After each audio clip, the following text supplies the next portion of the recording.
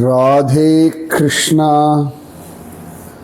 ஆண்டாள் திருவடிகளே சரணம் சரணம் சரணம்.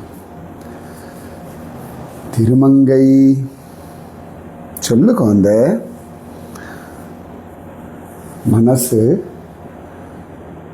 என் விஷயங்களில் கவனம் வைக்கணும். என் நேரம் என் வாழ்க்கை அதில் முக்கியத்துவம் இருக்கணும். ஆமாம் குழந்த, அது ரொம்ப அவசியம். உனக்குன்னு இல்லை, வாழ்க்கையில் எல்லாருக்கும் அது ரொம்ப முக்கியம். கோபிகைகள் அப்படி தான் இருந்தா குழந்த. அவர்கள் அவர்களுடைய வாழ்க்கையில் என்னென்ன கடமைகள் உண்டோ, குடும்பம், குழந்தைகள், தங்களுடைய விஷயங்கள்,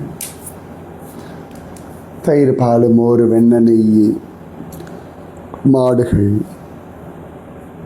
தங்களுடைய வாழ்வாதாரம், தங்களுடைய கிருஷ்ண அனுபவம், கண்ணன் தங்களை கூப்பிடும் பொழுதெல்லாம் தங்களை சமர்ப்பிக்கும்படியான மனோபாவம், கண்ணனை நினச்சிண்டு எல்லா வேலைகளையும் பண்ணுறது, அவர்கள் முழுக்க முழுக்க தங்கள் வாழ்க்கையில் முழு கவனம் செலுத்தினார்கள். அது ரொம்ப முக்கியமான ஒரு கடமை. பல பேருக்கு மற்றவர்கள் கொண்டாடணும், மற்றவர்கள் பெருமையாக நினைக்கணும், மற்றவர்கள் வாழ்க்கையில் அவர்கள் எப்படி நடக்கிறார்கள், இதிலெல்லாம் ரொம்ப கவனம் அவசியமே இல்லை. அவரவர்கள் தங்கள் வாழ்க்கையை உள்ளபடி கவனித்தால் போதும். அதுதான் ரொம்ப முக்கியம். புரியுறதா? திருமங்கை இப்பப்போ புரிய ஆரம்பிக்கிறது. இன்னும் கூட நன்னா புரிஞ்சுக்கணும். புரிஞ்சால் மட்டும் போதாது எனக்கு. நான் அதில் முழு மூச்சாக முயற்சி பண்ணணும். அது ரொம்ப முக்கியம் கோபால சுந்தரி. முயற்சி இருந்தால் தான் எந்த ஒரு விஷயத்தையும் அடைய முடியும். எந்த வயசாக இருந்தாலும் நீ நினச்சதை அடையலாம். அந்த உத்வேகம், அந்த முயற்சி, அந்த சரியான திட்டமிடணும். கண்ணன் எல்லாத்தையும் பண்ணுறான். ஆனால் திட்டமிடுதல் அப்படின்ற ஒரு விஷயத்தை அவரவர்களை பண்ண வைக்கிறான். அக்ஷோகினி சேனையெல்லாம் கண்ணன் கொடுத்தான். அது எப்படி திட்டமிடணுன்றது அழகாக அவன் புரிய வைக்கிறான். அதை புரிஞ்சுண்டு நாம் அதன்படி நடக்கணும். ஆமாம் திருமங்கை, நேற்று அந்த கிங்கினியும் நூபுரமும் சொன்ன விஷயங்கள்லாம் அதி அற்புதம். எப்பேற்பட்ட ஆனந்தம், அதில் எப்பேற்பட்ட உணர்தல். அந்த உணர்தல் வேணும். வா, பேசிகிட்டே போகலாம். பாரு, ஆண்டாள் எடுத்துக்கோயேன். அவள் பூமியில் பிறந்தாள்ன்ற வார்த்தை சொல்லக்கூடாது அப்படின்னா அவதரித்தாள். அவளை பிறந்தாள் அப்படின்னு சொன்னாலும் ஒன்றும் குற்றம் இல்லை. அவள் அவதரித்தாள். அந்த அவதரித்தவள் எவ்வளவு அழகா பெரியாழ்வாரோடு இருந்துண்டு அவருடைய பக்தியை வாங்கிண்டு அதிலேருந்து தன் பக்தியை அழகா புரிஞ்சுண்டு தன் பக்திக்கு தான் செய்ய வேண்டியதை செஞ்சுண்டு தான் கண்ணனை அடைவதற்கான வழியை பெரியாழ்வாரிடத்தில் கேட்டு அதன்படி நடந்துண்டு திருப்பாவை பாடி நாச்சியார் திருமொழி பாடி அரங்கனையே அழகாக அடைந்து அவன் அனுபவிக்கிறாள் இல்லையா? அதுதான் நம்முடைய அனுபவங்களில் நாம் கவனம் வைக்க. பசிக்கிறது, நம்முடைய பசி நம்முடைய அனுபவம். அதற்கு நாம் ஆகாரம் சாப்பிடும் பொழுது நமக்கு சந்தோஷம். அந்த சமயத்தில் நாம் ஒரு சிங்கம் அதனுடைய ஆகாரத்தை பற்றி நினச்சிட்டு இருந்தால் நமக்கு சுகம் தருமோ? அது பச்சையாக மாமிசம் சாப்பிடும், அது நமக்கு ஒத்து வராது. சரி, ஒருவேளை மான், மாடு அந்த மாதிரி அவைகளுடைய ஆகாரத்தை யோசித்தோம்னா புல், பசுந்தழைகள், நிச்சயமாக நமக்கு அது ஒத்து வராது. சின்ன சின்ன பூச்சிகள் உண்டு, அவைகளுடைய ஆகாரம் வேறு. அதனால் நமக்கு பசிக்கிறதா, நமக்கு எது ஆகாரமோ அந்த ஆகாரத்தில் மனதை வச்சு நாம் அதற்கு முயற்சி பண்ணணும். ஆண்டாள் அவளுடைய இந்திரியங்கள், அவளுடைய உடம்பு, அவளுடைய இளமை, அவளுடைய மனசுக்கெல்லாம் ஆகாரம் எது? கண். அதை அடைவதற்கு எவ்வளவு அழகாக முழு மூச்சா முயற்சி பண்ணுறா. அதே பாவத்தில் இருக்கிறவர்களுக்கும் அந்த வழி எவ்வளவு அழகாக சொல்லித்தரா. ஆண்டாள் உலகத்தில் இருக்கக்கூடிய எல்லாரையும் ஒரே மாதிரி நினைக்கல. ஒவ்வொருத்தருடைய பாவம், அந்த பாவத்திற்கு தகுந்த அனுபவம். தன்னை போல் ஒத்த பாவம் உடையவர்களுக்கான வைபவமாக, அனுபவமாக திருப்பாவை சொல்கிறாள். ஆஹா, என்ன அழகா சொன்னாய் திருமங்கை. ஆமா குழந்தை, மதுர கவி ஆழ்வார் எடுத்துக்கோ. அவருக்கு பாவம் ஆச்சாரியனே கதி. எல்லாருக்கும் அந்த பாவம் சித்திக்குமான்னு தெரியாது, மரியாதை இருக்கும். ஆனால் அந்த பாவத்தில் இருக்கிறவர்களுக்கு மதுர கவி ஆழ்வார் ஆச்சாரிய வைபவத்தை சொல்கிறார். சுவாமி ராமானுஜருடைய சிஷ்யர்கள்லேயே கூரத்தாழ்வான் முதலியாண்டான வடுக நம்பி இரு கரையார்னு கிண்டல் செய்வார் அல்லவா. அப்பப்ப பகவான் கிட்ட போறா, அப்பப்ப குரு கிட்ட வரார். அப்படிதான் சனாதன கோஸ்வாமி, ரூப கோஸ்வாமி, எத்தனை பாவ வித்தியாசங்கள். அதனால பக்தி பாவம்ன்றது ஒரு அழகான விஷயம். அவரவர்களுடைய பாவத்தில் அவரவர்கள் அதை பண்ணட்டும். நீ உன்னுடைய பாவம், உன்னுடைய அனுபவம், அதில் ஸ்ரத்தையோடு இரு. ஆமாம் கோபாலசுந்தரி, ஸ்ரத்தையோடு இரு. ஆமாம் கோபாலசுந்தரி, ஸ்ரத்தையோடு இரு. ஆஹா, இன்னைக்கு திருமங்கை ஆண்டாள் ராமானுஜரன்னா எல்லாரும் எனக்கு கொடுத்திருக்கிற ஆசீர்வாதம் ஸ்ரத்தையோடு இரு. அப்படியே ஸ்ரத்தையோடு இருக்கிறதுக்கான எல்லா முயற்சியும் பண்ணி நீங்கள் சொன்னபடி, நீங்கள் ஆசைப்பட்டபடி, நீங்கள் எதிர்பார்க்கும்படியான ஸ்ரத்தையை அடைவேன். அப்பா சமத்தா பேசினாள். இதுதான் நாங்கள் எதிர்பார்க்கிறது. ஆசீர்வாதம், அருள் எல்லாம் பண்ணிடுவோம். முயற்சி அவரவர்கள் கையில். வா கோபாலசுந்தரி, போகலாம். ஆண்டாள் என் தோள் மேலே கை போட்டுருக்காய், ரொம்ப சந்தோஷமா இருக்கு. ஆமாம், நீ சொல்படி கேட்கணும், கேட்கிறாய், முயற்சி பண்றாய், வினயத்தோட இருக்காய், பொறாமை இல்லாம இருக்காய். இதெல்லாம் தான்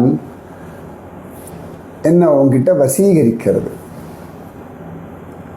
எல்லாம் குருஜி அம்மா ஆசீர்வாதம் ஆண்டாள். நிச்சயமா குரு அருள்னாலே தான் அழகான காம்பீரியம், காதல், ஸ்ரத்தை, வினயம் எல்லாம் வரும்.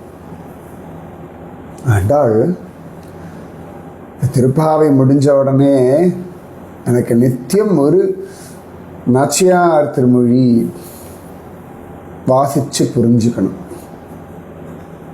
கட்டாயம் வாசி, புரியலன்னா என்கிட்ட கேளு, சொல்கிறேன். அதுக்காக ஒரு தடவை வாசிட்டோம், மேலே இருந்த வாரியாக புரிஞ்சுட்டு எனக்கு புரியலன்னு சொல்லக்கூடாது. திரும்ப திரும்ப முயற்சி பண்ணு, திரும்ப திரும்ப தேடு. பாகவதமோ ராமாயணமோ நீ பாட்டுக்கு உன் முயற்சிகளை பண்ணிக்கொண்டே இரு கோபால சுந்தரி. ஆசீர்வாதம் இருக்கு, நேரமோ இருக்கு. மற்றவர்களுடைய கவலைகளை ஓரம் தள்ளிட்டு உனக்கு எது நன்மையோ, உனக்கு எது மேன்மையோ, உன்னை பூரணமாக நம்புகிறவர்கள், உன்னிடத்துல பூரணமாக தன்னை ஒப்படைத்தவர்கள், அவர்களுக்காக முயற்சி செய். எல்லாருக்காகவும் உன் நேரத்தையும் உன் சக்தியையும் உன் புத்தியையும் நீ விரயம் பண்ண வேண்டிய அவசியம் இல்லை. புரியுறதா? சில பேர் சில காரியத்துக்காக உங்ககிட்ட வருவார்கள். அவர்களுக்கு அந்த எல்லையோடு நின்றுக்கோ. அதுக்கு மேலே அவர்களுக்கு உன் நேரத்தை, புத்தியை, சக்தியை கொடுக்காதே. என் குருஜி அம்மா இப்படி தான் சொல்லுவா ஆண்டாள். உன் குருஜி அம்மா பாஷையில் சொல்லட்டுமா? சொல்லேன். மனசை கட்டிக்காத. ஆஹா, ஆமா ஆண்டாள். இந்த மனசை கட்டிக்காதன்ற வார்த்தையில தான் உன் நேரம், உன் புத்தி, உன் சக்தி இதெல்லாம் அடங்கிறது. உன்னை துச்சமாக மதிக்கிறாளா, அவர்களிடத்துல உன்னை நிரூபணம் பண்ண முயற்சிக்காத, ஒதுங்கி போயிடு. உன்னை நீ பாட்டுக்கு வளர்த்துட்டு போயிட்டே இரு. இன்னைக்காவது ஒரு நாள் கொண்டாடுறாளா, நான் இவர்கள் முன்னாடி ஜெயிச்சிட்டேன்னு நினைக்காது. சரி, இவர்களிடத்துலேருந்து எனக்கு மரியாதை கிடைச்சிருக்கு, அந்த மரியாதைக்குரிய இடத்தை நான் அடைஞ்சேன், இப்போ இன்னும் மேலே போ, இன்னும் உயர்ந்து வா. அவர்களை அந்த இடத்துல வச்சுக்கோ. ஒருவேளை யாராவது உண்மையாகவே மாறுகின்றார்கள்னா நீயும் அவர்களிடத்துல உண்மையாக பழகு, உள்ளன்போட பழகு. இல்லையா, கொஞ்ச நேரம் சாதாரணமாக சிரித்து பேசுறதுக்கும் உன்னுடைய பெருமையை அவர்கள் தங்களுக்கு சாதகமாக உபயோகப்படுத்திருக்கிறாளா, அந்த எல்லையில் உன்னுடைய பெருமையை எவ்வளவு தூரம் அவர்கள் ரசிக்கலாம், அனுபவிக்கலாம், உபயோகப்படுத்திக்கலாம்ன்றதை நீ தீர்மானிச்சுக்கோ. எல்லாத்தையும் நீ எல்லைக்கோடு வைத்துக்கொள், மற்றவர்களை எல்லைக்கோடு போட விடாது. புரியறது ஆண்டாள்? பூமியில் எத்தனை மாற்றங்கள் வந்தாலும் ஆகாசம் பாதிப்படையாமல் இருக்கு இல்லையா?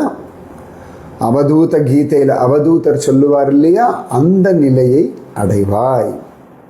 சில இடங்களில் காற்று போல இரு, எதுலேயும் பட்டும் படாமல் கடந்து போயிட்டே இரு. சில இடங்களில் கடல் போல இரு, ஆழமாக இரு. உனக்குள்ளே என்ன இருக்குன்னு யாருக்கும் தெரிய வேண்டிய அவசியம் இல்லை. சில இடங்களில் தீ போல இரு, உன்னோட எது சேர்ந்தாலும் அதனுடைய எந்த விதமான விஷயமும் உன்னை பாதிக்காதபடி வைத்துக்கொள். புரிகிறதா?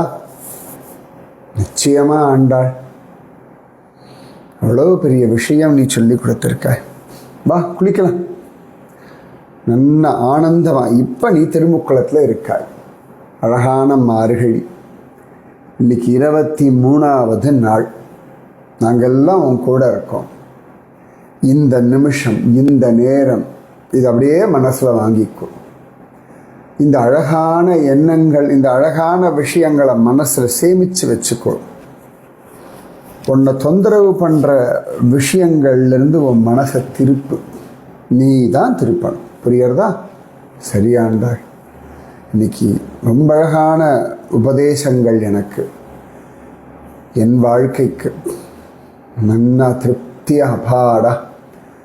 என் உச்சந்தலையிலிருந்து உள்ளங்கால் வரைக்கும் ஆண்டாளோட ஆசிர்வாதம், ராமானுஜரோட ஆசிர்வாதம், திருமங்கியோட ஆசிர்வாதம், என் குருஜி அம்மாவோட ஆசிர்வாதம், எல்லா மகாத்மாக்களுடைய ஆசீர்வாதம் பூரணமாக இருக்குது.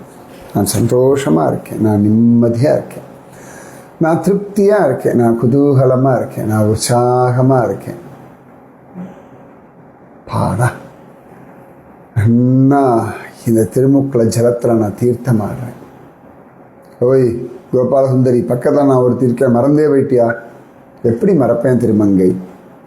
உன் கையை பிடிச்சிட்டு தானே குளிக்கிறேன். இல்லை, இன்னைக்கு ஆண்டாள் சொன்ன விஷயங்கள்லாம் எவ்வளவு அற்புதமான விஷயங்கள். இன்னைக்கு நீ நல்லா வாங்கிக்கிற ஒரு புத்தியோடு இருக்காய் கோபாலசுந்தரி. இந்த புத்தி தான் வேணும். பல பேர் மற்றவர்கள் கோபத்தில் சொல்கிறத வாங்கிக்கிறார். என்ன பைத்தியக்காரத்தனம்! அவரவர்களுடைய அகம்பாவத்திலையும் பொறாமையிலையும் சொல்லக்கூடிய வார்த்தைகளை வாங்கிண்டு புலம்பெறா. எதை வாங்கிக்கணும், எவ்வளவு வாங்கிக்கணும், அதை எவ்வளவு நேரம் வைத்து கொள்ளணுன்ற ஒரு தீர்மானம் அவரவர்கள் கிட்ட கொடுக்கப்பட்டிருக்கு. இரண்யகசிபு பிரகலாதனை அவ்வளவு வார்த்தைகள்னால அசிங்கப்படுத்துறான். அந்த வார்த்தைகளுக்கு எவ்வளவு தூரம் விலை அப்படின்றத பிரகலாதன் தீர்மானம் பண்ணி ஒதுக்கி வச்சுட்டு நாராயண நாமத்துக்கு விலை கொடுத்தான். அதனால நன்றன்று அன்றே மறப்பது நன்று. அதே தான் சொன்னால் மட்டும் போதாது. சரி திருமங்கை, வா நேரமாச்சு. அவ்வளவு தோழிகள், ஒவ்வொருத்தர் முகமும் எவ்வளோ பிரசன்னமாக இருக்குது. ஏன்னா இவங்க எல்லாரும் அதே சிந்தனையோட வரா கோபாலசுந்தரி, அந்த பாவத்தோடு இருக்கா. அதனால் அழகாக நம்ம கோஷ்டியில் வந்துட்டா. எப்படி மகாபாரத யுத்தத்தில் பாண்டவர்கள் போல இருக்கக்கூடிய புத்தி உள்ளவர்கள்லாம் அவர்கள் பக்கமும், துரியோதனனுடைய புத்தியை ஸ்லாகிக்கிறவர்கள் அவன் பக்கமும் போனார்களோ. இப்படிதான் வாழ்க்கையும் வச்சுக்கோயேன். அவரவர்களுக்கு சாதகமான இடங்களில் தன்னை கொண்டு போய் வைத்துக் கொள்வதும், தங்களுக்கு பிடிக்காத இல்லாட்டி தனக்கு ஒத்து வராத இல்லாட்டி தன்னால் ஏற்றுக்கொள்ள முடியாது, அது சரியாகவே இருக்கலாம் ஆனாலும் ஏற்றுக்கொள்ள முடியலைன்னா அதை கேவலப்படுத்தக்கூடிய, தனக்கு பிடிக்காத ஒன்று அசிங்கப்படுத்தக்கூடிய ஒருத்தரிடத்துல போய் தன்னை இணைத்துக் கொள்வதுன்றது உலக வழக்கம். அதனால் நம்முடைய சிந்தனைகள் எப்பொழுதும் சரியாக இருக்கா, நியாயமாக இருக்கான்னு பார்த்துக்கணும். சரி திருமங்கை, அப்பா கோவில் வந்தாச்சு. ஆண்டாள் இன்னைக்கு சுவாமி வெளியில் வரத்துக்கு தயாராகின்னு இருக்கார். 2 நிமிஷம் நீ பாசுரம் சொல்லு. மாரிமலை முழஞ்சில் மண்ணி கிடந்துறங்கும் சீரிய சிங்கம் அறிவுற்று தீவிழித்து வேரிமயிர் பொங்க எப்பாடும் பேர்ந்து ஊதறி மூறி நிமிர்ந்து முழங்கி புறப்பட்டு போதருமா போலே பூவை பூ வண்ணா நீ உன் கோயில் நின்று இங்கனே பொந்தருளி கோப்புடைய சீரிய சிங்காசனத்திலிருந்து யாம் வந்த காரியம் ஆராய்ந்து அருளேலோர் எம்பாவாய். எத்தனை அழகான பாசுரம் ஆண்டாள். நமக்கு என்ன வேணுமோ, எப்படி வேணுமோ, கண்ணன் எப்படி வேணும் வரைக்கும் நாம கேட்கலாம். நமக்கு அந்த உரிமையை பகவான் கொடுத்திருக்கான். அவனை படுத்துண்டு அனுபவிக்கணுமா, படுத்துண்டு அனுபவிக்கலாம். அவன் நின்றுக்க அனுபவிக்கணுமா, நின்று அனுபவிக்கலாம். அவன் உட்கார்ந்து அனுபவிக்கணுமா, அனுபவிச்சுக்கலாம். அவன் பேசி நாம் அனுபவிக்கணுமா, அனுபவிச்சுக்கலாம். அவனோட காலார நடந்து அனுபவிக்கணுமா, அனுபவிச்சுக்கலாம். அவனோட சாப்பிடணுமா, சாப்பிட்டு அனுபவிக்கலாம். கோப குழந்தைகள் அவனோட அழகாக சாப்பிட்டு அனுபவிச்சார்களே, கோப குழந்தைகள் அவனோட விளையாடி அனுபவித்தார்களே. மாடுகள் அவன் தங்களை மேய்க்கணும்னு ஆசைப்பட்டதுகள் மேய்க்கிறானே. யசோதா மாதா அவன் குழந்தையா அவனை கொஞ்சி மகிழணும் நினைச்சா, கிடைக்கிறதே. நந்தகோபர் அவனுடைய காம்பீரியம், அவன் அழகாக மாடுகள் மேய்க்கிறது, அவனுடைய கடமைகள், அதை பார்க்கணும்னு ஆசைப்பட்டார், அதெல்லாம் நடத்தி கொடுத்தான். பிரம்மதேவர் அவனுடைய பராக்கிரமத்தை பார்க்கணும்னு ஆசைப்பட்டார், பராக்கிரமத்தை நடத்தி கொடுத்தான், காட்டி கொடுத்தான். நாரதர் அவனுடைய கிரகஸ்த தர்மத்தை பார்க்கணும்னு ஆசைப்பட்டார், காட்டி கொடுத்தான். யார் யார் அவனை எந்த விதத்தில் அணுகி என்ன வேண்டுமென்று கேட்கிறார்களோ அதை தருகிறான். அதனால் உனக்கு என்னெல்லாம் வேணுமோ, எப்படியெல்லாம் வேணுமோ, எத்தனை விதமாக வேணுமோ, எத்தனை கோடி தடவை வேணுமோ கேட்டுட்டே இரு. நடத்தி கொடுப்பான். கேட்டுட்டே இரு. சரி ஆண்டாள். ஆண்டாளம்மா, அழகான பாசுரம். நான் இன்னைக்கு சொல்லணும்னு கண்ணன் அனுப்பினான். கண்ணன் அனுப்பினாலும் உங்கள் உத்தரவு வேணும் ஆண்டாளம்மா. ஜம்முன்னு இருக்காளடி இவள். இல்லை கோபாலசுந்தரி? ஆமாம் ஆண்டாள். என்னமோ எனக்கு இவளை பார்த்தா அப்படி அழகாக அவன் மேலே போய் உட்காந்துக்கலான்னு தோன்றது. உனக்கு மட்டும் இல்லை, கண்ணனுக்கும் உட்காந்துக்கணும்னு தான் தோணும். அப்படியா? ஆமாம், கண்ணனுக்கு சௌகரியமாக இருப்பாளே இவள். ராமானுஜனரே நமஸ்காரம். என்ன சொல்ல ராமானுஜனா? ஆமாண்டி, அவ்வளவு அழகா அவ்வளவு சௌகரியமா கண்ணனுக்கு ஏற்றார் போல இருக்கா இல்லையா? அதுதான் நீங்க என்னமோ ஒன்று ஜாடமாடையா சொல்றேன், எனக்கு புரிய மாட்டேங்கிறது. நான் சிம்மாசனம். ஓ சிம்மாசனம், நீ எப்ப பெண்ணானாய்? நான் எல்லா ஜீவனுமே எப்பொழுதுமே பெண் தானே. அனுபவிப்பது ஜீவன், அனுபவம் கொடுப்பது பரமன். பரமனுக்கு ஏத்தா போல இருந்தா பரமன் நம்மை அனுபவிக்கிறான். அவன் அனுபவிக்கும்படியான அவனுடைய சொத்து, அதானே ஜீவஸ்வரூபம், அதானே ஜீவ லட்சணம், அதானே ஜீவனுடைய தேவை. என்னமா பேசுறாய்? சரியா, ஜீவனே அவனுடைய சிம்ஹாசனம், அதில் தானே அவன் உட்கார்ந்திருக்கான். அவனே ஒரு சிம்மாசனம், அதில் தானே ஜீவன் உட்கார்ந்துருக்கு. அற்புதம் அற்புதம்.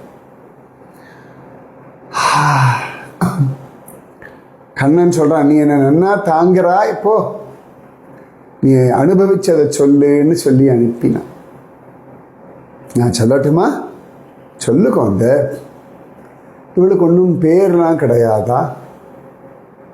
பேர் யோக தேவி வச்சுக்கிறியா? யோக தேவி, யோகம் கிடைச்சிருக்குல்ல. அதுவும் கண்ணன் விதவிதமான முறையில் என் மேலே உட்காருவான். பத்மாசனம் போட்டுண்டு உட்காருவான், அர்த்த பத்மாசனத்தில் உட்காருவான், 2 கால்களும் கீழே தொங்க போட்டுண்டு உட்காருவான், குந்திட்டு உட்காருவான். அவன் அவன் சௌகரியத்துக்கு உட்காருவான். அவனுக்கு ஏற்றார் போல நானாக இருப்பேன். அவனுக்கு ஏற்றா மாதிரி அவன் என்னை செய்து கொள்வான். இல்லாட்டி சிங்காசன தேவினே வச்சுக்கோ, இல்லாட்டி சிங்க தேவின்னு பேர் வச்சுக்கோ. அழகா பேசுறியே. ஆமா, கண்ணன் என் மேல உட்கார்ந்து பேசுற பல விஷயங்களை கேட்டு கேட்டு பழகிட்டேன் இல்லையா? அதான். மாரிமலை முழஞ்சில் மண்ணி கிடந்துறங்கும். அழகான மழைக்காலம். மழை ஒரு சுகம், கண்ணனுடைய வரம், வானுலகத்திலிருந்து வரக்கூடிய அமிர்தம். அது அதிகமாகவே பொழிந்தாலும் அதை கொண்டாடலாம். மனிதர்கள்தான் நதிக்கரை ஓரங்கள் அப்படின்னு நிறைய இடங்களை ஆக்கிரமிச்சுண்டு கஷ்டப்படுறான். இல்லாட்டி தண்ணீர் பாட்டுக்கு அழகாக வரும், அதன் வழியில் போயின்றிருக்கும். தண்ணீர் செல்லும் வழியை மறிக்காமல் மனிதர்கள் வாழ்வதற்கான இடங்களில் மனிதர்கள் வாழணும். அதன் பிறகு மழையை குற்றம் சொல்லி பலனில்லை. அழகான மழைக்காலம், ஜோரான அற்புதமான தெளிவான அந்த மழை. சில காலங்கள் அமைதியாக இருக்கணும். காட்டுக்கே சிங்கமாக இருந்தாலும் மழை காலத்தில் குகையில் அழகாக தெய்மேன்னு இருக்கும். சில சந்தர்ப்பங்களில் வாழ்க்கையில் நாமும் அமைதியாக இருக்கணும். அந்த காலங்களில் பொறுமையாக இருக்கணும்னு இந்த சிங்கங்கள்லாம் காட்டி கொடுக்கறது. சிங்கம் காட்டுக்கு ராஜா, அத்தனை பலசாலி.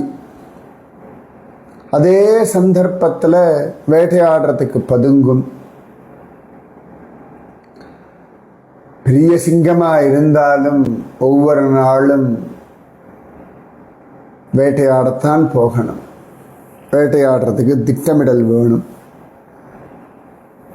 பகவானும் அழகா நமக்கு அதை சொல்லித்தரான். பகவான்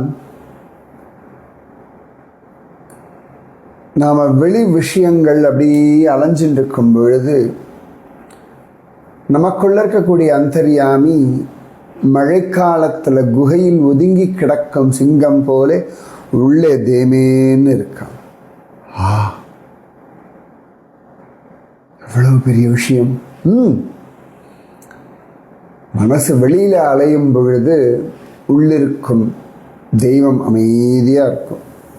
அது இருந்தாலும் தெரியாது. குகைக்குள்ள இருக்கிற சிங்கத்தை குகைக்குள்ள போனாதானே பார்க்க முடியும். குகையை சுற்றி வெளியிலெல்லாம் சுத்தின்னு இருந்தாலும் தெரியாதே. சிங்கமா கர்ஜனை பண்ணாதானே தெரியும்.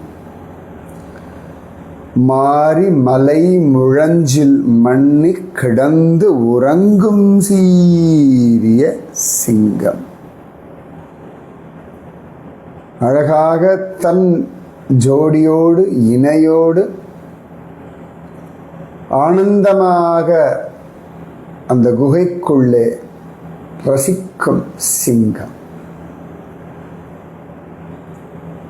தெய்வம் தனக்கு பிரியமானவர்களை, அதாவது தன்னை அனுபவிக்கணும்னு ஆசைப்படுறவர்களை தன்னுடைய குகைக்குள் அழைத்து சென்று விதவிதமான அனுபவங்களை கொடுக்கும். இது எனக்கு புரியலையே. அதாவது பிரகலாதனாக இருந்த பொழுது அவனுக்கு ஒரு வித அனுபவம்.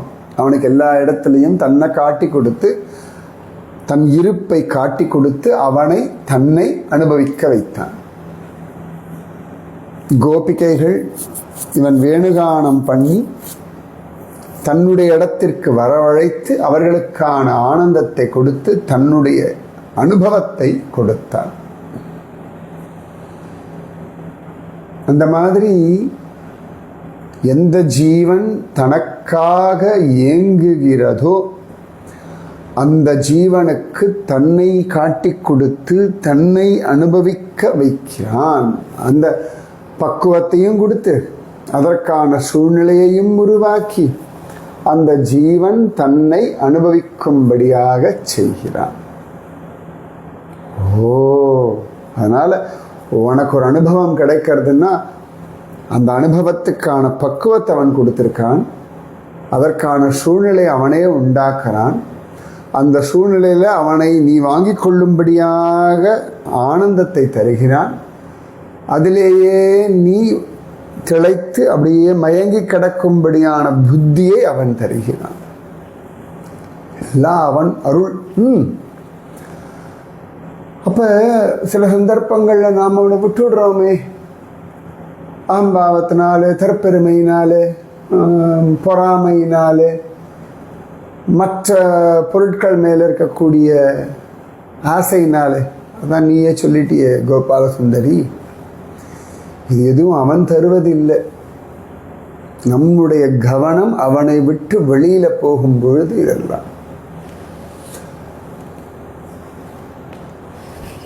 நான் பெரியவன் அப்படின்ற நினப்பு, அதனாலே பிரகலாதனுக்கு இது வரலையம்மா.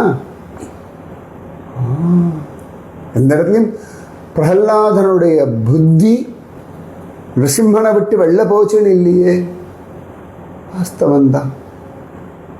ஒரு சரித்திரம் கூட, ஒரு சம்பவம் கூட இல்லையே.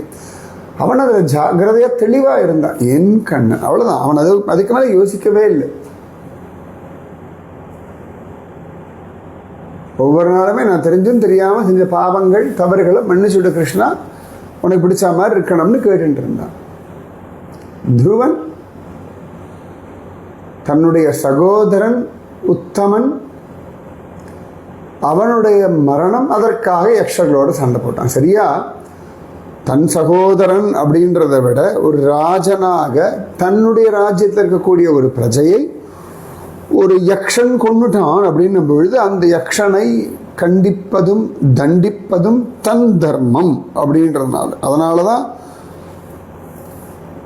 ஒரு எல்லைக்கு மேலே அந்த யுத்தம் வேண்டாம், அவசியம் இல்லைன்னு ஸ்வயம்புவ மனு சொன்ன உடனேயே விட்டுட்டான் கோபத்தையும் யுத்தத்தையும்.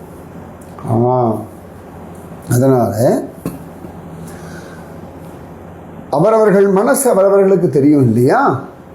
எனக்கு இப்போ இவர்களை பார்த்தா பொறாமையாக இருக்குது, எனக்கு இந்த விஷயத்தில் கடுப்பாக இருக்குது, அது என்னன்னு பார்த்து முதல்ல அதிலிருந்து எடுத்து களையணும். இப்போ காய்கள்லாம் திருத்துறோம், அதில் தேவையான பாகத்தை மட்டும் எடுத்துன்னு மற்றதெல்லாம் திருத்தி, அதனால் திருத்துதல்னு பேர். தேவையில்லாதவற்றை தள்ளுதல், அதுதான் திருத்துதல். தேவையானவற்றை எடுத்துக்கொள்ளுதல். ஒவ்வொரு நாளும் நம்முடைய மனசு, நம்முடைய செயல்கள், நம்முடைய வார்த்தைகள் இதை ஆலோசனை பண்ணி திருத்திக்கணும். விடாமல் நாமஜபம் பண்ண பண்ண பண்ண பண்ண பண்ண ஒவ்வொன்றா ஒவ்வொன்றா ஒவ்வொன்றா புரியும். நிச்சயமா நிச்சயமா புரிஞ்சுக்கிறேன், பண்றேன். மன்னி கிடந்துறங்கும் அழகாக தன் பெண் சிங்கத்தை பக்கத்தில் உரசிண்டு அந்த பெண் சிங்கத்துக்கான சுகத்தை கொடுத்துண்டு மழையை அனுபவிச்சுண்டு அந்த பெண் சிங்கத்துக்கு அந்த தைரியம், அந்த அரவணைப்பு, அந்த சுகம், அந்த குளிருக்கான இதம் எல்லாத்தையும் கொடுத்துண்டு கிடக்கக்கூடிய சிங்கம். மாரிமலை முழஞ்சில் மன்னி கிடந்துறங்கும் சீரிய சிங்கம். பகவான் தாயாரோட இருக்கான் அல்லவா, அதைத்தான் அழகாக வர்ணிக்கிறார். அவன் பரமபதமாக்கிய வைகுண்டத்தில் அது ஒரு குகை மாதிரி தானே இருக்கு, எல்லாருக்கும் தெரியலையே. ஸ்ரீதேவி, பூதேவி, நீலாதேவியோட இருக்கான். அதே பகவான் திருப்பார்கடல்ல பள்ளி கொண்ட கோலத்தில் லக்ஷ்மி தேவியோட இருக்கான். அதே பகவான் பூலோகத்தில் பூமி பிராட்டியோட அவளுக்கு ஏற்ற மாதிரி இருக்கான். அதே பகவான் நப்பின்னை, ராதாராணி இவர்களுக்கெல்லாம் நீலாதேவின்றதுனால அவளுக்கு ஏற்றாற் போல காதலோட இருக்கான். அந்தந்த ஜீவனுக்காகவே விதவிதமாக இருக்கான். அதனால மாரிமலை முழஞ்சில் மன்னி கிடந்துறங்கும் சீரிய சிங்கம் அறிவுற்று. அப்படிப்பட்ட அழகான சிங்கம் அறிவுற்று. மழை முடிஞ்சாச்சு, இப்பொழுது இந்த ஜீவனுக்கு நான் இதையெல்லாம் தரணும் அப்படின்னு சங்கல்பிக்கிறோம். இந்த ஒரு ஜீவன் ஒரு எல்லையை தாண்டும் பொழுது உள்ளிருந்து வேண்டாம், இது அவசியம் இல்லை அப்படின்னு புரிய வைக்கிறான். அதான் அறிவுற்று. தீ விழித்து. தவறு செய்யும் பொழுது நீ தவறு செய்கிறாய் அப்படின்னு உள்ளிருந்து அப்படி தீ போல சுடுவான். தன்னஞ்சறிவது பொய்யற்க பொய்த்தபின் தன்னெஞ்சே தன்னை சுடும். தன்னுடைய மனசே சுடுன்றான் இல்லையா, உள்ளுக்குள்ளேருந்து அவன் நீ பொய் சொல்றது எனக்கு பிடிக்கலை, நீ இப்படி அவர்களிடத்துல மயங்கிறது சரியில்லை, நீ இந்த மாதிரி உன்னை தாழ்த்தி கொள்வது எனக்கு பிடிக்கலை, இந்த மாதிரி உன்னை நீயே குற்றம் சுமத்திண்டு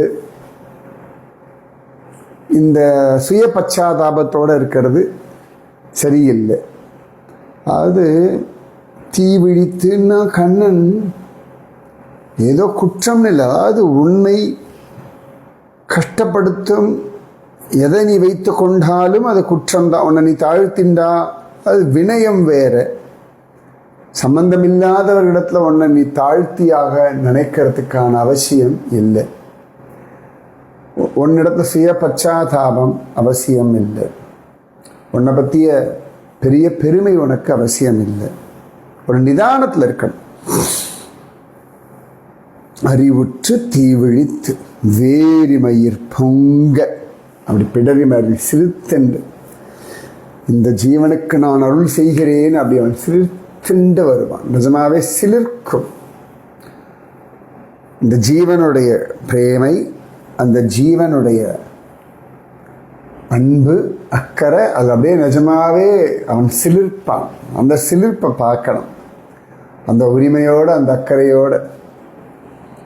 மாரிமலை முழஞ்சில் மண்ணி கிடந்துறங்கும் சீரிய சிங்கம் அறிவுற்று தீவிழித்து வேரிமயிர் பொங்க எப்பாடும் பேர்ந்து உதறி மூறி நிமிர்ந்து முழங்கி புறப்பட்டு. இந்த ஜீவனுக்கு அருள் செய்ய அவன் வரும்பொழுது அந்த காம்பீரியம். வைகுண்டத்தில் இருக்கான், ஜம்முன்னு அழகான ஆசனத்தில் உட்கார்ந்து இருக்கான். ஸ்ரீதேவி பூதேவி நீலாதேவி சமேதராக அழகாக ஒரு காலை தொங்க போட்டுண்டு ஒரு காலை மடக்கிண்டு ஜம்முன்னு உட்கார்ந்து இருக்கார் சுவாமி. ஆதி மூலமே அப்படின்னு கஜேந்திரன் கூப்பிட்ட உடனே அப்படி துள்ளி எழுந்து வந்தான். நிஜமாவே அறிவுற்று தீவிழித்து வேரிமயிர் பொங்க எப்பாடும் பேருந்து ஊதறி மூறி நிமிர்ந்து முழங்கி தோன்னு கிளம்புறான். துவாரகையில் சத்யபாமாவோட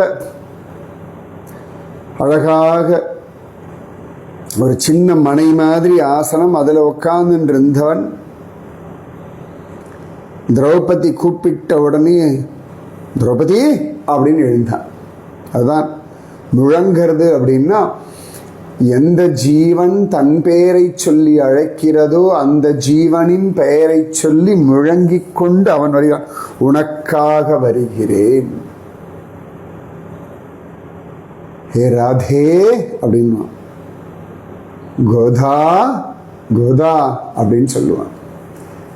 ஹே சீதே, லங்கையில் சீதா மாதா புலம்பும் பொழுது கிஷ்கிந்தையில் ராமன் சீதே சீதே சீதேன்னு புலம்பினான். ஒரு ஜீவன் தனக்காக இயங்கிறது, தனக்காக துடிக்கிறதுன்னு பொழுது அந்த ஜீவனுடைய பெயரை சொல்லிண்டு அதை இவன் தியானிச்சுண்டே ஓடி வருவான். ஆண்டாளுக்கு அதான் ஆசை.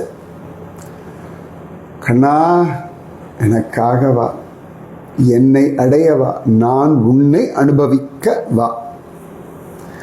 மாரிமலை முழஞ்சில் மண்ணி கிடந்துறங்கும் சீரிய சிங்கம் அறிவுற்று தீவிழித்து வேரிமயிர் பொங்க எப்பாடும் பேர்ந்து உதறி மூறி நிமிர்ந்து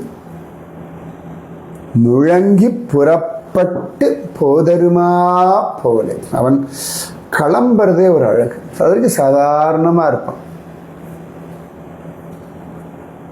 துருவனுக்கு அனுகிரகம் பண்ண வரும்பொழுது அப்படி கம்பீரியம்.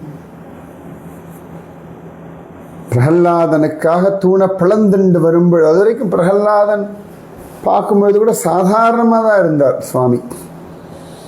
இரண்ய கசிபுமனுடைய அக்கிரமங்கள் அதிக்கிரமமாகும் பொழுது தூணை பிளந்துண்டு வரும்பொழுதுதான் கர்ஜனை பண்ணார்.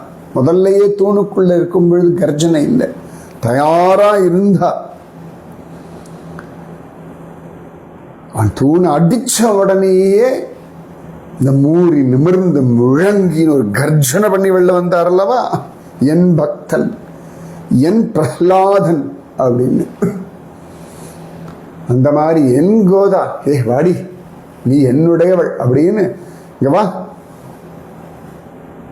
எனக்கு இப்ப நீ வேணும், இங்க வா நீ என் கூட உட்காந்து பேசு, நீ நாட்டியம் ஆடு, நான் பார்க்கணும், நீ இப்போ பாட்டு பாடு, நான் கேட்கணும், நீ எனக்கு இதை சமைச்சு கொடு, நான் அதை சாப்பிடணும், என்னோட அந்த வஸ்திரம் எங்கே எடுத்து கொடு அப்படின்னு உரிமையோடு அவன் என் பெயரை சொல்லி எனக்கு இதெல்லாம் நீ பண்ணி கொடுன்னு கைங்கரியத்தை கேட்டு வாங்கிக்கணும். அர்ஜுனன் விதவிதமா கிருஷ்ணன் சொல்றதை கேட்கிறான் அல்லவா, அதை விட லக்ஷ்மணன் பர்ணசாலை இப்படி கட்டு, முன்னாடி போ, அந்த பூவை பறிச்சு கொண்டா, இப்படி எல்லாம் சொல்றானே, அது போல பரதன் போல நீ அங்கேயே இரு, ராஜ்ய பரிபாலனம் பண்ணுன்னு உடனே சரி அண்ணா அப்படின்னு அவன் தூரத்தில் வச்சா தூரத்தில் இருக்கணும், பக்கத்தில் வச்சா பக்கத்தில் இருக்கணும். அவன் இஷ்டப்படி நம்மை உபயோகப்படுத்தி கொள்ளும்படியாக அவனுடைய சொத்தாக நாம் மாறணும். அதுதான் ஆண்டாள் சொல்றா, என்னை ஆளும்படியாக வா, என்னை ஆளுடை நாயகனே வா, என்னை ஆள வா. அதனால ஆள வந்தான் அப்படின்றோம் இல்லையா, என்னை ஆள வந்தான் அப்படின்றார். நீ அப்படி வரணும், எனக்கு இந்த மாதிரி அழகான வஸ்திரங்களோட அழகான காம்பீரியத்தோட நான் உன்னை இப்படி ரசிக்கணும் கிருஷ்ணா, அந்த மாதிரி நீ வா, நீ இந்த மாதிரி வந்து என்னை இப்படியெல்லாம் உபயோகப்படுத்திக்கோ, இப்படியெல்லாம் என்னை நீ அனுபவிக்கணும், அதை நான் அனுபவிக்கணும், நான் என்னை உன்னிடத்தில் சமர்ப்பிக்கணும், சமர்ப்பித்த என்னை நீ அனுபவிப்பதை நான் அனுபவிக்கணும். இது ஒரு சுகம் இல்லையா?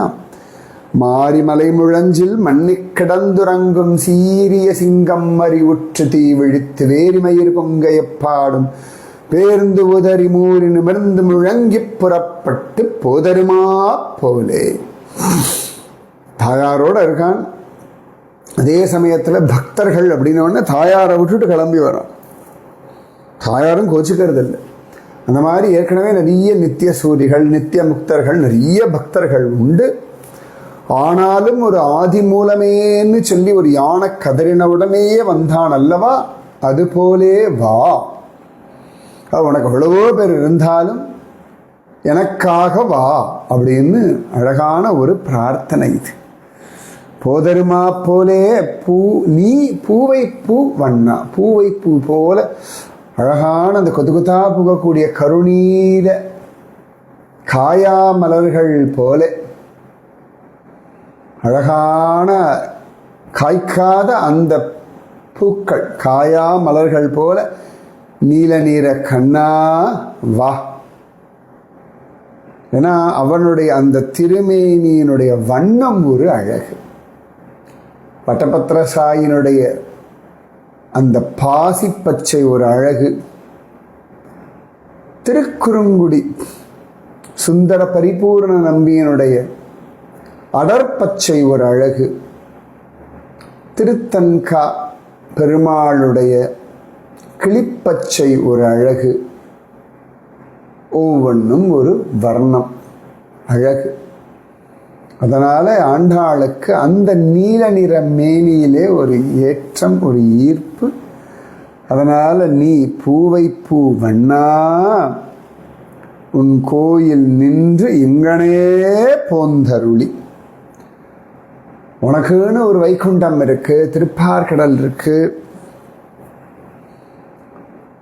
அங்கெல்லாம் வந்தோம்னா இப்படிதான் தான் அனுபவங்கள்னு இருக்கு. இங்க நீ வந்தா இந்த உலகத்துக்குன்னு சில அனுபவங்கள் உண்டு. வைகுண்ட லோக அனுபவங்கள் வேற, திருப்பார்கடல் லோகத்தினுடைய அனுபவங்கள் வேற, பூலோகத்தினுடைய அனுபவங்கள் வேறு. அந்த பூலோகத்திலையும் ஸ்ரீரங்கத்துடைய அனுபவங்கள் வேற, திருமலை திருப்பதியினுடைய அனுபவங்கள் வேற, உன்னோட திருவனந்தபுரம் அனுபவம் வேற, ஆமா பண்டரீபுரம் அனுபவம் வேற, பத்ரிகாசிரமம் அனுபவம் வேற, துவாரகா அனுபவம் வேற, குருவாயூர் அனுபவம் வேற. ஒவ்வொரு அனுபவமும் ஒவ்வொரு விதம். அதனாலே நீ வைகுண்டத்திலேருந்து வா, இங்க இருக்கக்கூடிய ஒவ்வொரு இடத்துலையும் ஒவ்வொரு விதமான அனுபவத்தை எனக்கு அனுபவிக்கணும். இந்த அனுபவங்கள் அனுபவிச்சுட்டு அப்புறமா இந்த அனுபவ நினைவுகளோடையே நான் வைகுண்டம் வரேன், அங்க அனுபவிக்கிறேன். இங்கவா நாங்கள் இருக்கும் இந்த இடத்துல எங்களுக்கு அனுபவங்களை தான். இப்போ பூமியில் இருக்கிறவர்களுக்கு பூமியில் இருக்கக்கூடிய ஆகாரம் தானே நெல், கோதுமை, பழங்கள், செடிகள், கீரைகள். ஆகாசத்துலேருந்து கிடையாது. ஆகாசத்துலேருந்து மழை பொழிஞ்சாலும் ஆகாரம் பூமியில தானே. இந்த பூமியில வாழக்கூடிய ஜீவர்களுக்கான ஆகாரம் இந்த பூமியில இருக்கிறது தானே. அதுபோல நான் இருக்கிற இடத்துல எனக்கு விதவிதமான அனுபவங்கள் தான். இந்த பூமியில பல இடங்கள்ல எனக்கு பல அனுபவங்கள் தான். உன் கோயில் நின்று இங்கனே போந்தருளி எனக்காக வா. அப்படி ஒரு குழந்தை எங்க இருக்கோ அந்த இடத்துக்கு அம்மா வருவாள் அல்லவா. கை குழந்தையாலே எங்கேயும் அலைய முடியாது, அம்மா கூப்பிட்ட இடத்துக்கு வர முடியாது. ஆனா அது ஒரு சினுங்கினாலோ முனகினாலோ சிரிச்சாலோ அழுதாலோ அது இருக்கும் இடத்திற்கு வந்து அம்மா அருள் செய்வா இல்லையா. குழந்தை சூச்சூப்பை எடுத்து அம்மா வந்து அது சினிங்கினோன்னு அது இருக்கிற இடத்துல வந்து அதை எடுத்து தொடச்சி வஸ்திரம் மாற்றி விடுறாது. அதுக்கப்புறம் அது விளையாடட்டுன்னு விட்டுட்டு போகிறா. கொஞ்ச நேரம் ஆகிறது, அதுக்கு பசிக்கிறது அப்படின்னு சின்னுங்கிறது. உடனேயே அம்மா தன் வேலைகள் எங்கேயோ பண்ணிட்டு இருக்கா. குழந்தையோடைய அழுகுரல் கேட்டவொன்னு அத்தனையும் விட்டுவிட்டு வந்து இந்த குழந்தையை எடுத்து மடியில் வச்சுட்டு ஜோராக பால் கொடுத்து அதுக்கு திருப்தியாகும்படியான அனுபவத்தை கொடுத்துட்டு அதுக்கு வயிறு நிறைஞ்சாச்சு, அதுக்கு மனசு சந்தோஷமாயாச்சு, திருப்தியான பிறகு அழகாக அதுக்கு எல்லாத்தையும் தொடச்சி கொடுத்துட்டு இப்போ திருப்தியா அப்படின்னு சொல்லி அழகாக தன் மடியில் போட்டு கொஞ்ச நேரம் விளையாடிட்டு அதன் பிறகு அதுக்கு தூக்கம் வந்தால் அது தாலாட்டு பாடி தூங்க வச்சுட்டு திரும்பியும் போய் தன் கடமைகளை செய்வாளே. அந்த மாதிரி கண்ணா, இந்த பூலோகத்தில் எப்பொழுதெல்லாம் எனக்கு சஞ்சலம் வர்றதோ குழப்பம் வர்றதோ அப்பொழுதெல்லாம் வந்து தீர்த்துடும். அதே போல் எனக்கு எப்பொழுதெல்லாம் ஆனந்தம் வேணுமோ சுகம் வேணுமோ என்னன்னு உனக்கு தெரியுமே, வந்து வந்து உன் கோயில் நின்று இங்கனே போந்து அருள் செய்.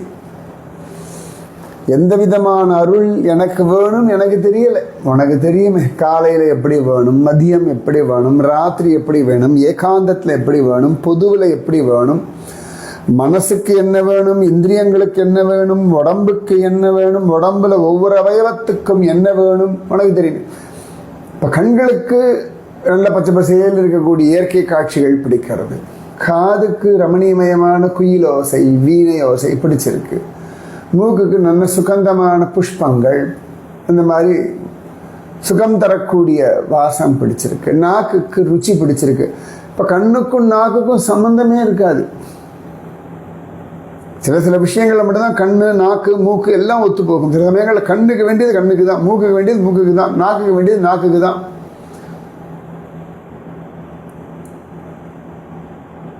பெண்மைக்கு என்ன வேணும், ஆண்மைக்கு என்ன வேணும், தொடைக்கு என்ன வேணும், கைக்கு என்ன வேணும், விரல்களுக்கு என்ன வேணும், காதுகளுக்கு என்ன வேணும், தலைக்கு என்ன வேணும். நீ தலையில கை வச்சாலே போதுமே. நீ தலையில கை வைக்கும் பொழுதுதான் அது ஒரு அப்பாடான் இருக்கு. அதே தோல்ல கை வச்சேன்னா வேற மாதிரி இருக்கு. தட்டி கொடுக்கும் பொழுது ஒரு குஷி, கட்டி அணைக்கும் பொழுது இன்னொரு குஷி. அதனாலே அருள் செய். உன் கோயில் நின்று இங்கனே போந்து அருளி கோப்புடைய சீரிய சிங்காசனத்து இருந்து.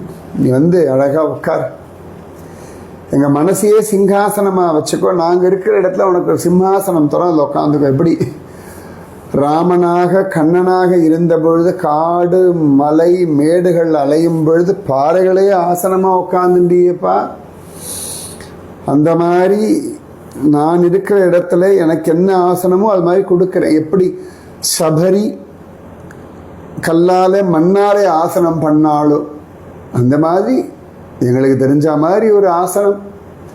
எப்படி சுக்ரீவன் மரத்தை உடைச்சு ஒரு ஆசனம் கிளைய போட்டு உட்காருன்னு சொன்னானோ அந்த மாதிரி எங்கள் தகுதிக்கு எங்களால் என்ன முடியுமோ அப்படி ஒரு ஆசனம் கொடுத்துருக்கோம். அதிலே நீ சீரிய சிங்காசனமாக உன் சௌகரியத்துக்கு ஏற்ற மாதிரி வச்சுண்டு அதில் இருந்து யாம் வந்த காரியம் எங்களுக்கு என்ன வேணும், நீ எங்களை கொஞ்ச நேரம் பார்த்தாலே போதும். நீ உன் பார்வையே ஆராய்ச்சி தான். எங்களுடைய உச்சந்தலையிலேருந்து உள்ளங்கால் வரைக்கும் நீ ரசிக்கிறதே எங்களுக்கு ஆராய்ச்சி அருள். எங்கள் அவயவங்களை பாரு, உச்சந்தலையிலேருந்து உள்ளங்கால் வரைக்கும் எங்களுடைய ஹிருதயத்துக்கு என்ன வேணும்னு பாரு, எங்கள் இந்திரியங்களுக்கு என்ன வேணும்னு பாரு, எங்கள் வாழ்க்கைக்கு என்ன வேணும்னு பாரு. அலசி ஆராய்ந்து யாம் வந்த காரியம் எதுக்கு வந்திருக்கோன்னு உனக்கு தெரியும். 10 பேருக்கு முன்னாடி சொல்ல முடியாது. மனசு உனக்கு தெரியும்.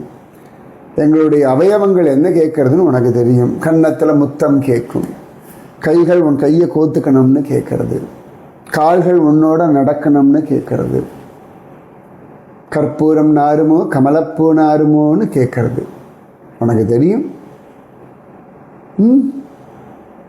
ஆராய்ந்து அருளேலோர் எம்பாவாய். சரியா சொல்லணும்னா இது ஏகாந்தமாக கண்ணனிடத்திலே ரகசியத்தில் சொல்ல வேண்டிய அனுபவங்கள். எல்லாரும் புரிஞ்சுக்கிறதுக்காக ஆண்டாள் பொதுவில் சொல்லிட்டா, அழகாக ரகசியமாக கண்ணனிடத்தில் என்னெல்லாம் வேணுமோ கேட்டுக்கணுன்றது தான் இந்த பாசுரத்தினுடைய சாரம். அவனிடத்துல உரிமையோடு எல்லாம் கேட்கலாம், அவன் எப்படி கொடுக்கணும்னு கேட்கலாம், அவன் எப்படி வேணும்னு கேட்கலாம். பரமபதத்திலையும் அயோத்தியாலையும் துவாரகையிலையும் இன்னும் பல ஊர்கள்லையும் பல இடங்கள்லையும் அவனுடைய ஆசனமாக இருந்ததனாலே, அவன் தரும் அனுபவங்களை பார்த்ததனாலே, ரசித்ததனாலே, அனுபவிப்பதனாலே தெரிந்ததை சொன்னேன். நான் சொல்கிறதுக்கு ஒன்றும் இல்லை. ஏன்னா சென்றால் குடையாம் இருந்தால் சிங்காசனமாம்னு இருக்கக்கூடிய ஆதிசேஷனே இங்கே உடையவர் ராமானுஜராக இருக்கார். அவருக்கு முன்னாடி நான் என்ன சொல்கிறதுக்கு இருக்கு? அவர்தான் இது எல்லாத்துக்கும் ஆதாரம். ஆசனமாக இருந்து அவர் அனுபவிக்கிறது எப்படின்னு அவர் தான் சொல்லி கொடுக்கிறார். ஏதோ அடியனுக்கு தெரிஞ்சதை சொன்னேன். என்ன புரிஞ்சுதா கோபால சுந்தரி? ஏகாந்தமாக அனுபவி, தடை கிடையாது. யாரும் ஒன்றும் சொல்ல முடியாது. மனசுக்குள்ள என்னெல்லாம் வேணுமோ கேட்டு அனுபவி, பேசி, கொண்டாடு. சரியா? ஓ சரி. அடா அடா அடா, என்ன அழகான பாசுரம். ஏ சிங்கதேவி, எங்களுக்கு இன்னைக்கு பரமபாகியம். எப்படி இருக்கார் எங்கள் பெருமாள்? அவருக்கு என்ன அழகாக இருக்கார். உற்சவரே ஜோராக இருக்கார். அவருடைய சிம்மாசனம் மக்களமாக இருக்கே. அதான் நீ அதை தானே ரசிப்பாய். ஆமாம், என்ன ஆரத்தி சேவிச்சுக்கோங்க. ஆண்டாள் இன்னைக்கு பாசனம் சொல்லிட்டு வந்த ஒரு தடவை எல்லாரும் கேட்கட்டும். நிச்சயம். மாரிமலை முழஞ்சில் மண்ணி கிடந்துறங்கும் சீரிய சிங்கம் அறிவுற்று தீவிழித்து வேரிமயிர் பொங்கையப்பாடும் பேர்ந்து ஊதாரி மூறி நிமிர்ந்து முழங்கி புறப்பட்டு போதருமா போலே நீ பூவை பூவண்ணா உன் கோயில் நின்று இங்கனே போந்தருளி கோப்புடைய சீரிய சிங்காசனத்திருந்து யாம் வந்த காரியம் ஆராய்ந்து அருளேலோர் எம்பாவாய். அழகான பாசுரம். எல்லாரும் பகவானிடத்துல பிரார்த்தனை பண்ணிக்கோங்க. ஆராய்ந்து அருள் செய்யட்டும் அவன். அவன் அருள் செய்கிறான், புரிஞ்சுக்கும். என்ன கோபாலசுந்தரி சொல்லு. எனக்கு இப்போ ஒரு ஆசை வந்துருக்கு. என்ன? நான் சிம்மாசனமாக இருக்கணும், இருந்து மடியில் கண்ணனை உட்கார வச்சுக்கணும், உட்கார வச்சுட்டு கட்டி பிடிச்சிக்கணும், கட்டி பிடிச்சிட்டு சொல்ல மாட்டேன் பொடி வேண்டாம் போ, அப்படி போ, விடப்படாது, நீ தானே போடின்னு. வாடி அனுபவிக்கலாம்னா அனுபவிக்கலாம். ஓ 2 பேரும் சேர்ந்து அனுபவிக்கலாம். ஓ நான் தயார்ப்பா, என் மேலே கொஞ்ச நேரம் உட்காரட்டும், உன் மேலே கொஞ்ச நேரம் உட்காரட்டும், மாற்றி மாற்றி அனுபவிக்கலாமே. நாங்கள்லாம் கூட வரலாமா? எல்லாருக்கும் உரிமை உண்டு. இது போதும். ராதே கிருஷ்ணா. ஆண்டாள் திருவடிகளே சரணம் சரணம் சரணம். ராதே கிருஷ்ணா.